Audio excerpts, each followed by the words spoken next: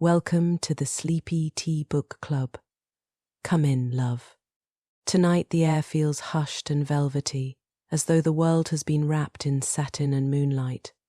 The lamps glow low and golden, the fire sighs softly, and the tea in our cups smells faintly of lavender, vanilla, and a whisper of almond sweet and calming, like a fairy tale about to unfold.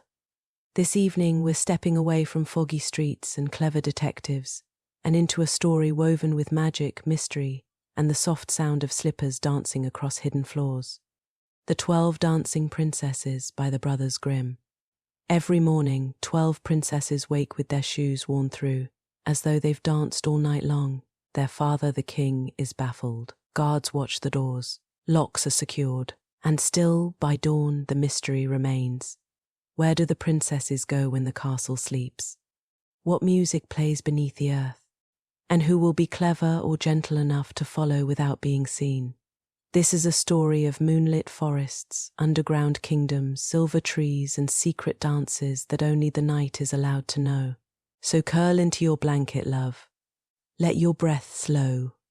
The candles are lit, the castle sleeps, and somewhere beneath the floor, the music is beginning. Let's begin. There was a king who had 12 beautiful daughters. They slept in 12 beds all in one room, and when they went to bed, the doors were shut and locked up. But every morning their shoes were found to be quite worn through, as if they had been danced in all night, and yet nobody could find out how it happened or where they had been.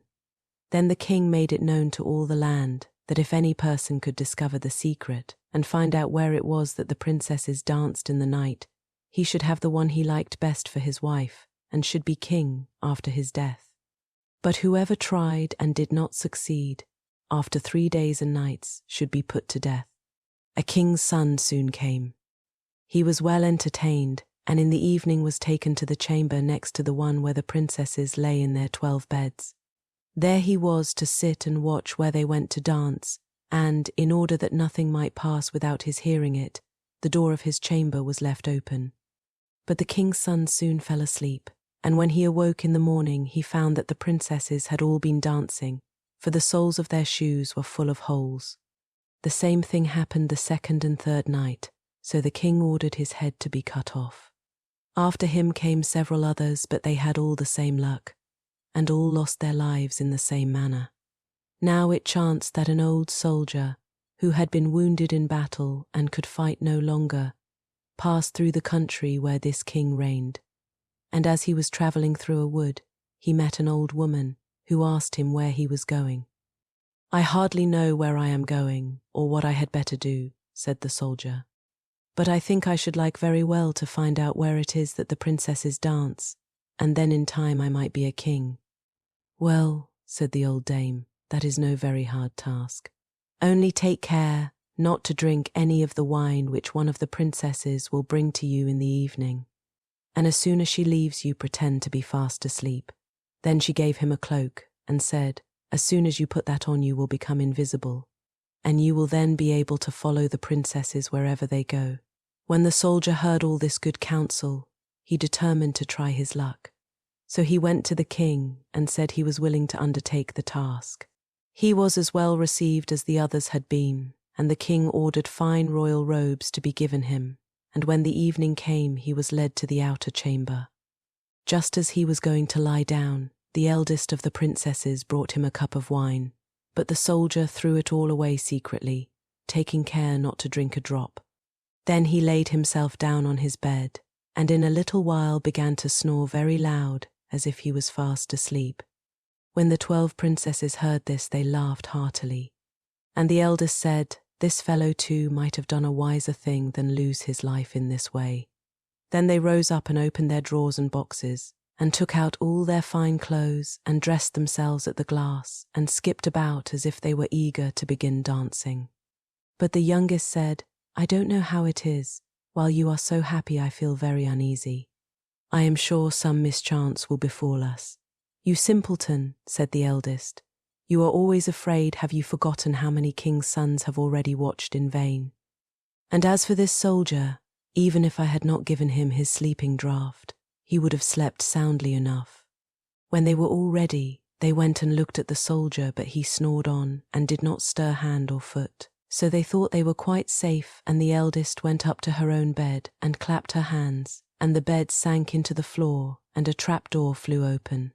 The soldier saw them going down through the trapdoor one after another, the eldest leading the way, and thinking he had no time to lose, he jumped up, put on the cloak which the old woman had given him, and followed them.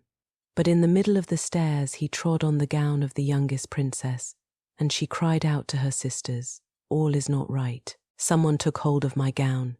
"You silly creature," said the eldest, "it is nothing but a nail in the wall." Then down they all went, and at the bottom they found themselves in a most delightful grove of trees, and the leaves were all of silver, and glittered and sparkled beautifully. The soldier wished to take away some token of the place, so he broke off a little branch, and there came a loud noise from the tree. Then the youngest daughter said again, "I am sure all is not right. Did not you hear that noise? That never happened before." But the eldest said, "It is only our princes who are shouting for joy at our approach." Then they came to another grove of trees where all the leaves were of gold, and afterwards to a third where the leaves were all glittering diamonds. And the soldier broke a branch from each, and every time there was a loud noise, which made the youngest sister tremble with fear. But the eldest still said, it was only the princes who were crying for joy. So they went on till they came to a great lake, and at the side of the lake there lay 12 little boats with 12 handsome princes in them, who seemed to be waiting there for the princesses. One of the princesses went into each boat, and the soldier stepped into the same boat with the youngest. As they were rowing over the lake, the prince who was in the boat with the youngest princess and the soldier said, "I do not know why it is, but though I am rowing with all my might, we do not get on so fast as usual, and I am quite tired. The boat seems very heavy today." "It is only the heat of the weather," said the princess. "I feel it very warm too." On the other side of the lake stood a fine illuminated castle, from which came the merry music of horns and trumpets. There they all landed and went into the castle, and each prince danced with his princess, and the soldier, who was all the time invisible, danced with them too. And when any of the princesses had a cup of wine set by her, he drank it all up, so that when she put the cup to her mouth it was empty. At this too the youngest sister was terribly frightened, but the eldest always silenced her. They danced on till 3 o'clock in the morning, and then all their shoes were worn out, so that they were obliged to leave off. The princes rowed them back again over the lake, but this time the soldier placed himself in the boat with the eldest princess, and on the opposite shore they took leave of each other, the princesses promising to come again the next night. When they came to the stairs, the soldier ran on before the princesses and laid himself down, and as the 12 sisters slowly came up very much tired, they heard him snoring in his bed, so they said, "Now all is quite safe." Then they undressed themselves, put away their fine clothes, pulled off their shoes, and went to bed. In the morning the soldier said nothing about what had happened, but determined to see more of this strange adventure, and went again the second and third night. And everything happened just as before. The princesses danced each time till their shoes were worn to pieces, and then returned home.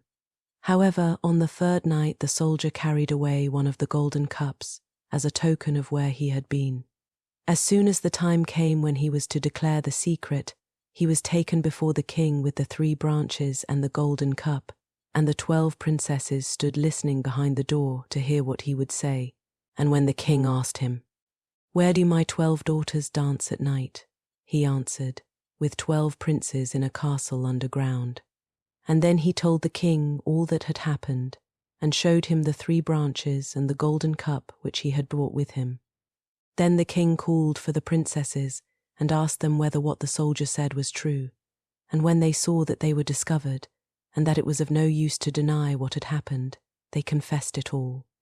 And the king asked the soldier which of them he would choose for his wife, and he answered, "I am not very young, so I will have the eldest." And they were married that very day, and the soldier was chosen to be the king's heir. Thank you for drifting through that enchanted night with me. The music has faded now. The silver leaves have stilled, and the princesses have returned to their beds, their secret world gently closing its doors behind them. The fire has burned low, and your tea may be cool, but the magic lingers, soft as a dream you don't want to wake from. Fairy tales like this one carry a special kind of quiet, not the silence of fear, but the hush of wonder. A reminder that the world is wider than what we see in daylight, and that mystery can be beautiful as well as strange. If sleep is calling, let it take you softly, love. And if you're still awake, you're welcome to stay a little longer, to wander into another tale from the shelves, one filled with forests, spells, or whispered secrets. Tell me in the comments what tea you enjoyed tonight, and which fairy tale you'd like to hear next. Sleep gently, dream sweetly, and I'll see you again soon at the Sleepy Tea Book Club.